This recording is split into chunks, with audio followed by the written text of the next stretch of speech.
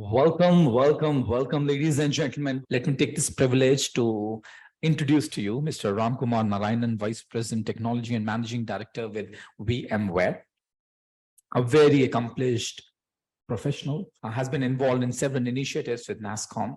You'll find him speaking and delivering keynotes on several occasions. I've had the privilege of knowing him for quite some time now. And all my interactions have taught me so many things. I was just revisiting everything that I've learned from Mr. Ramkumar, be it what it means to live a life of service. How can you unleash the potential of people? How can you bring teams together so that they can deliver even more? The way he ensures that he's connected with you is mind-blowing for me. It's quite fascinating, and it's quite a learning experience just walking side by side to him. Ramkumar, sir, thank you so much. It's an absolute delight to have you here. Shukran. Thank you, Gaurav. Pleasure is all mine to be here. Ramkumar, sir, I was just wondering, why don't we start? If you can share one of those experiences from your life where you were traveling and you had this beautiful experience that has left an impact on your life, the way you started looking at yourself, the way you look at the world, the way you look at life, the way you look at others. Any such experience? Sure. I don't know if there was a one wake up moment, if I may. I think it's just one of those things. As you start thinking about where you are in your life, your career, slowly start to think about what's important for you at that point in time, and perhaps for the near to midterm ahead of you from where you are. And I think that's really how I think about it, and periodically step back and say, am I enjoying what I do? And am I doing what I think I should be doing? And if not, what do I need to do, forward? So it's not an anxiety thing. It's just actually, it's more of taking stock of where you are and doing that. I've been, in the professional life for about 35 years now. I won't give you my age, so, you can work backwards perhaps. But I think every one of those has been a learning moment, in my opinion. Right? I think there's never been a bad experience. There's always been a good learning experience. Even though it may feel painful at the moment you're in, or highly joyous the moment you're in, but each one of those moments has been a learning experience. And for me, I think I would say about 10 years ago, I was, as everybody else who's in a professional journey, you wrap yourself around your job, you identify yourself only around your badge, you wind yourself so tightly into your work that it's very hard to separate out the individual from the actual work that you do. And I think that to me was wake up. It's, I have to thank many of my mentors who kind of helped me through that process as well. But I'm including my family, right? I mean, I think it's one of those things that you do as a midlife and say, okay, where am I today? And what? And to the reference that you made was the wake up call on that one was, for me, I was traveling like crazy. In fact, just coincidentally, a few days ago, I was looking at my travel schedules from 10 years ago. And at 1 year, I had done about 14 international trips, right? And I live in Bangalore. And I had teams all over the world. So I was, it was a necessity for me to travel, to meet people and kind of do that. I mean, long before, we could get on a video call with anybody in the world and feel like you're in the room. But I had personal scenarios where I wake up in a hotel room and not sure where I am. And that was, quite scary. I mean, I don't know if any of you have gone through that. It's like you're traveling so much and you're not sure where you are. And you wake up in a hotel room early in the morning and, it's dark and you're not quite sure where you are, right? I mean, that I thought was probably an unhealthy way of living. And I think that to me was the beginning of the journey of trying to say, okay, how do I need to start thinking about this? And as part of that, slowly experimenting with things, it opened up the idea of, hey, you know what, it's not about me alone, right? How do I think about others? Or not just people I work with, it's also people I have in my life, whether they are related to me or not. How do I start to build relationships across? And I think that was the beginning of the journey. And maybe it was about 13 years ago, more than 10. Yeah. I've always found you so much invested in relationship. Our relationship is not very old, right? It's not that 10 years. I've had the privilege of knowing you. I've known you for 3-4 years or 5 years, right? And in all those years, every time when I've spoken to you, I have felt seen. I have felt belonged. I have felt being heard. I think That's really important. Let's switch gears and would love to understand what's happening in your life as a technology leader. Mr. Ramkumar, the world of technology is going through some significant changes. Some changes are very scary. At the same time, they are super exciting as well. So what do you think are the most significant changes this space is going through, especially when it comes to leaders, especially when it comes to people? And how are you managing that as a leader in this? Sure. Another great question. Thank you. First of all, I think the technology space has always been evolving at a very rapid pace. So I started my career working in the automotive industry in the US, and pace of change was relatively slower, right? Of course, everybody's now caught up. I think the difference was that in those days, the technology field didn't permeate as widely as it does today in every business. So today, every business is a technology business. I mean, even the work that you do and your cohorts do is intertwined with technology. I mean, in many ways, right? It doesn't matter which business you're in today, or if you're a consumer, technology is so wrapped up in what you do, right? I mean, we can't wake up in the morning without our phones in our hand. And I think it is intrusive. It gets in. Now, the place where I work is primarily about creating the platforms that then power those experiences that all of you do. So our responsibility is not only to build those platforms, but also think about what does the future look like and how do you progress. Now, the thing is, when you're part of that journey, if you're, which is what most of me, my teams, as well as others in the industry who are part of that, the people who build those technologies that others can experience with, our responsibility is not just to build that, but also to think about not just the future of what this is, but also start grappling with areas like, what is right, what is wrong, where is the ethics of this? And now with the advent of AI, which is becoming more mainstream. Till last November, AI was something that others talked about, right? Today, it is something that we all talk about because it has just between November of last year and today, the average consumer is now aware of what this does and what it could do, right, for their lives. When ChatGPT became consumerized in some ways, there hasn't been too many technologies. I think it's been the fastest adopted technologies. 5 days, they hit 1 million users. Think about that, right? When you think about 1 million users, seem like a lot of users, and it took a while for technologies to catch up to 1 million. But this piece of technology, it caught everybody's fancy. In 5 days, it was 1 million users. Within a month or a few months, there are 100 million users worldwide. And people using this, on a regular basis, people discovering it, trying to use it for what they use it for, etc. But the other flip side of it is it raised a whole bunch of issues, right? People started thinking about what does it mean for them individually? Is it going to replace me, right? I mean, there's all these dialogues started up. Is it going to replace what I do? In the past, a technology person created technologies that others worried about, saying that, hey, does it replace me? Now, even a software developer started, it was like, whoa, this thing is writing software now.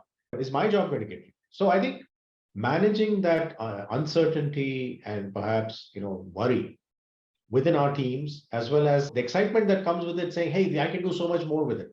Right? What else can I do? And the excitement of that. I think it's a balance. Now, where I'm going with this is in technology fields, in these kind of industries, which are still rapidly changing, you are creating your own potential replacement, right? So how do you manage that? How do you help people get over it? And I think part of that starts with leadership, right? And it's not just somebody at the top like me, looking down and saying, okay, how do I lead these people? Yeah. My philosophy on this is we need to create leaders at every level because uncertainty and innovation, right? These are two sides of the same coin. Innovation and uncertainty go hand in hand because the moment you innovate, you're creating something new that can have a potential ramification of what happens. So my philosophy on this is, look at leadership at all levels and how do you create it? First of all, it starts with yourself, right? How do you lead by example? How do you create an atmosphere of helping people understand what leadership means, empowering them, right? And then helping them through that process. We all are coaches, right? We may not be certified like many of you are to be coaches, and you don't work, we don't necessarily work with a wide diversity of people from many different walks of life. But we are coaches at some level as leaders, as managers. And I differentiate between a manager and a leader. They need not be the same thing. A leader can lead without any authority, right? Well, most leaders do. So I think the first one is, how do you set an example for yourself, your people, and it's such that they emulate, and leadership can start by leading by example. So that's a big one, right? Because you can't be everywhere, and so you got to create that atmosphere. Second is, how do you effectively communicate? How do you be very clear in communicate? Even if you don't know, you have to tell people, look, it's something we have to discover together, right? Make it a team game, not an individual game. You don't take on the load. And that's something that I tell leaders, potential leaders, to say, listen, don't do this alone, right? This is true for entrepreneurship as well. You see a lot of solo founders. And the problem with that is, it's great, right? I mean, if they're fantastic, and many of them are, but the issue with that is you have nobody else to work with you and to share your both joys and pain, right? And I think part of this is the organization, clear vision, articulation of that, purpose, how do you build purpose with people? Third is at an individual level, right? I mean, create programs, and that's what we have done. We created mentorship programs where and reverse mentoring as well is as important. It's not just about senior people coaching junior people. It's about junior people coaching senior people. How do you create reverse mentorship as well, so that there's a common learning and sharing that happens? The fourth area is around clear goal setting, right? Create those, whether you use OKR type model where objectives and key results, create something measurable so people know that they're moving forward. It doesn't feel like a lot of work and then you don't know what happened. Do that. And then last but not least is create an atmosphere that is motivating and inspiring. And you do that by creating a positive atmosphere, even in times of uncertainty, right? I mean, there's always times of uncertainty, and we live in a cauldron of uncertainty all the time. Yeah. Can you create an atmosphere that is, even within that uncertainty, can be motivating for people, right? And inspiring. So can you create those examples? So I think 4 or 5 things that I believe in, right? When you think about leadership, and emulate that. Do that for everybody, right? I'm of the belief that the badge that you carry is only one thing. And of course, it's important, right? It pays you your salary. Yeah. In fact, the 5 things that you have spoken about, the first thing is how do you communicate? The second one you spoke about, it's a team game. It's not an individual game. The third one you spoke about, create programs, mentoring programs, reverse mentoring programs, creating goal setting, very, very measurable goals. That how are we progressing? How did we progress in the last 1 month, last quarter, last 2 quarters? And the fifth one, you spoke about the atmosphere, the positive atmosphere. Would want to double click on, especially the fifth point that you mentioned about creating the atmosphere. And where is it stemming from? You mentioned that unless we all come together, we'll not be able to have innovation and creativity. And in an environment where, as I mentioned, the exponential changes that's happening in the world, it's scary on one hand, it's exciting on the other hand. And when you are between excitement and something which is very scary, it brings in a lot of anxiety within me. It brings in a lot of insecurity within me. And most of us tend to experience FOMO, fear of missing out.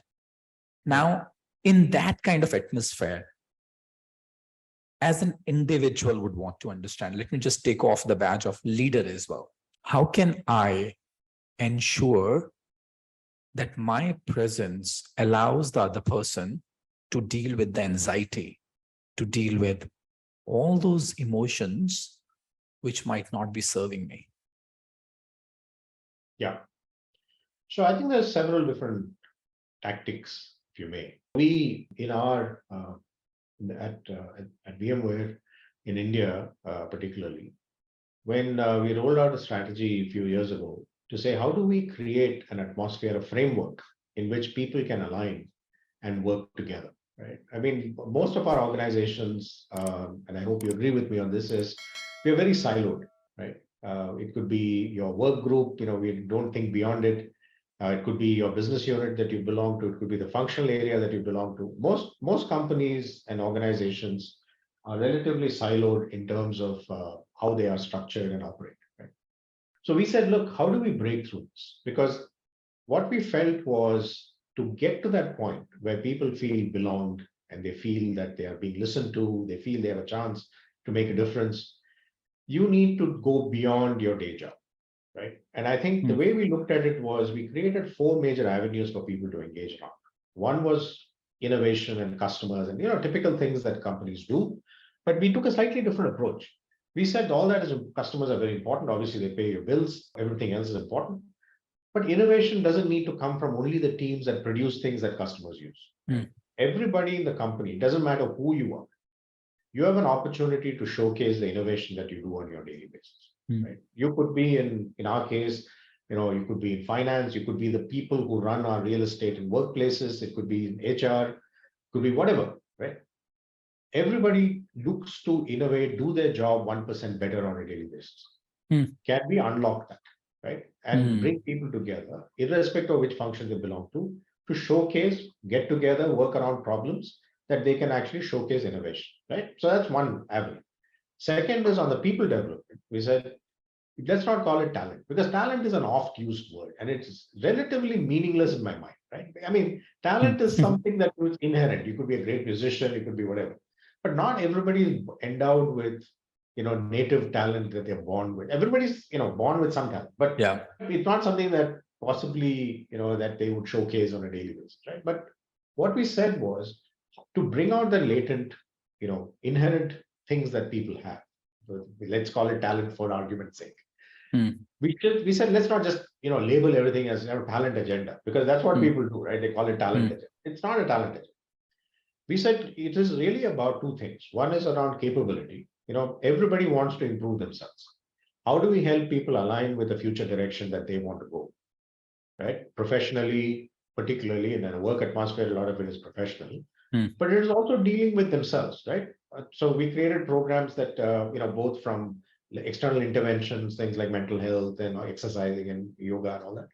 But we also did internal, right? So capability building, we felt, was done with both formal training as well as informal learnings that happen when you meet, people get together and work together. They learn from each other. So the second piece to that was engagement. How do you help people engage? Because the point you made when we started off about relationships, see, relationships transcend any challenges you will face, because when you have positive relationship with people, you will overcome things together. You will figure out innovatively how to get past a challenge, right? I think that's what happens. So we said, look, how do we do capability building and engagement, and then marry those two to actually create, unlocking of potential from people. So that was the second piece. Third one was, we said, look, we operate in an ecosystem. Nobody is an island. You have to, and it's getting more and more important to learn to operate in ecosystems. And ecosystems exist within organizations and need to exist within organizations. An ecosystem needs to exist externally. Right? And what role can you play individually and as an organization in actually creating a powerful ecosystem around you, irrespective of who you work with? Right? Could be your competitors. Can you find avenues and areas that you can engage with people on a personal basis to create something that is bigger than all of you put together? Right? Beautiful. So that is the third part, ecosystem and branding. Brand comes with it, right? I mean, that's a soft way of branding as well for an organization.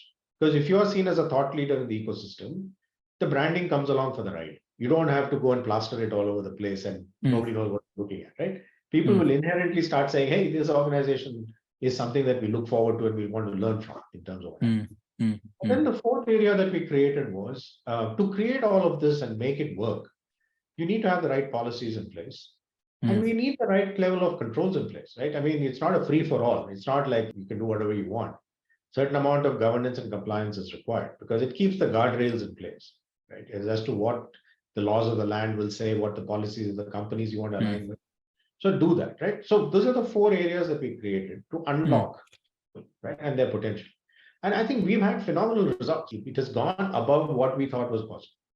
And we've had some phenomenal examples of leadership from any part of the company and at any level, right? We've had people showcase what they're capable of stepping, and just given that kind of a framework, they're able to fill in all the gaps, right? So the pattern that emerges is what is surprising to us, because the guardrails were there, the framework was there, people were just allowed to go and do whatever.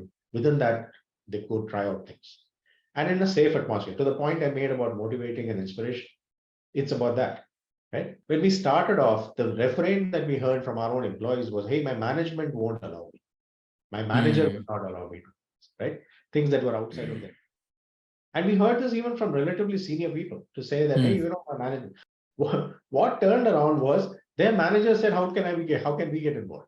It actually became a reverse problem. There's not a problem, but a reverse thing. Opportunity, yeah. Opportunity where people started coming to us and saying, hey, you know what? And some of these people with their reporting chains were outside India. And they came to me and my leadership team and said, hey, how do we get involved? This is like great stuff. Right? I would love to be part of it. How can we do it? So we actually open sourced it across the company, and we said it doesn't matter where you are. You could be wherever you are in the world. You're part of this journey. Yeah. Thank you. And I'm sure people would have told you, you can talk about any subject and you can write a book on any subject. And the best part is 5 ways to unleash human potential, 4 ways to bring in people, 3 ways to unleash your team, 4 ways to scale your business. So well, you helped me look at the structure so well when you spoke about that, how people are working in silos and capability development. You spoke about engagement, creating an ecosystem and making sure that there are policies in place. I remember during a last conversation, you spoke about portfolio life. Mr. Ramkumar, help me understand, what does that concept of portfolio life mean to you? And how does that relate to unleashing human potential? The term is actually quite encompassing. And to me, what that means is, how do you create a well-rounded and a fulfilling life? By combining various interests that you have, that people may have, and also income sources. So not to forget that part, right? I mean, it's not just about having fun. It's also because you have to live a life, you need to be able to fund your lifestyle, whatever it is. How do you create an interesting combination of areas of interest, income sources, and at the same time, create a sense of flexibility and autonomy for yourself, right? I mean, that's really what this comes down to. Because if you're able to do these things, you of course have autonomy, because you are now the master of or mistress of your own time, right? You're able to create avenues, you're creating the space. Here's what happens, and I'll tell you, if most of us, at least a lot of people that I talk to about this kind of topics, if I ask them, where do you spend your time, right? And they'll say, I have no time, I am very busy, I have all this work that's piled up for me, my boss is always on my head, I have all this work that's been, I don't have any free time, I'm 110% consumed, right? How can somebody be 110% consumed? I think most of us, if you do an audit, it's a good starting. This is what I tell them to do. As I said, go do an exercise, write down everything that you think, most of us get so caught up in day to day that we think we just don't have any time. But I said, take stock of, take a day or two, look at your time, where you spend your time. Then say, can I carve out 10% out of it? Now, I don't need to carve out 50% out of it initially, right? Can I carve out 10% of time for myself? Something that I've been always wanting to do, but I'm not able to do because I feel I'm so overwhelmed by time. 99.99% of the time, people come back and say, hey, you know what, you're right. I can carve out 10% of my time for doing something. Okay. And I tell them, great, do it, right? Come back to me in a month and tell me how it's going. And they'll come back and say, you know what, that 10% time that I thought I could carve out, actually that became 15%. Because I was able to shave off and I got caught. So I am so passionate about something that I'm actually able to create time for it, and I figured out a way to either do things more efficiently to carve out that time for myself. Once they've got into that habit, there's a lot of books written about habit building and, that all of that stuff. Because a month is important, because if you have done it for a month, that habit starts to form, right? And then, you kind of get hooked onto it and say, okay, you know what, I'm going to do this. And then I say, look, you don't have to go off and do something completely different. Even within your work, is there a way for you to think about things a little differently? Use that time for thinking, step back and see what you're working on. Can you do it something better about it, right? Can you get better at what you do? So I think people then start to figure out, right? And then people come back and say, hey, you know what, I'm very interested in doing. And this is what we discovered in the journey that we were on. We started creating these communities of practice. And these are not like esoteric, engineering oriented or anything else. People started coming together and saying, look, I love to write. I want to become a writer, a blogger, an author. Can I do it? And we created a community of practice around writing. I want to get better at communication. Can we do that? And then we created a community of practice. And this is people come together from various functions, etc. What has happened is some of these communities of practice, we have taken it out into the larger ecosystem and engaged people from other organizations also. Now, suddenly we are not only helping people in our own organization, but we are helping amplify this outside. And then people are also discovering this, saying, okay, how do I get better at this? So I think the portfolio life can be created slowly. It's not something that you wake up one morning and say, I'm going to do 15 things. That doesn't work. I think you have to slowly start to build capacity in yourself, convert that capacity into whatever capability you want. I want to be a great musician. I love music, I love art, whatever. Create those avenues, or I love sports and I want to spend more time, I want to carve out time to go play some sport. Whatever your area of interest, create that. And then people start feeling more in control of themselves, right? Where they were feeling very out of control. That's the learning I had, right? Because when I woke up in that hotel room, not knowing where I was, that is a sense of being out of control. You are not in control of what you do. And just carving out time and being able to say that, hey, I was able to do this, builds a sense of autonomy and the flexibility that you may want in your life to do. So I think that is why, for me, I think the portfolio life is an important concept, but how do you make it come alive is an important thing. It's such an epiphany for me, because I remember one of my conversations with one of my teachers. I was sitting in Singapore. I was preparing for my MCC. And I asked this lady, one of the masterful coaches, I said, how can I be more masterful? What is it that I need to learn? What do I need to dwell deeper into? What do I need to further chisel in my own self? And she said, Gaurav, start investing your time in different disciplines.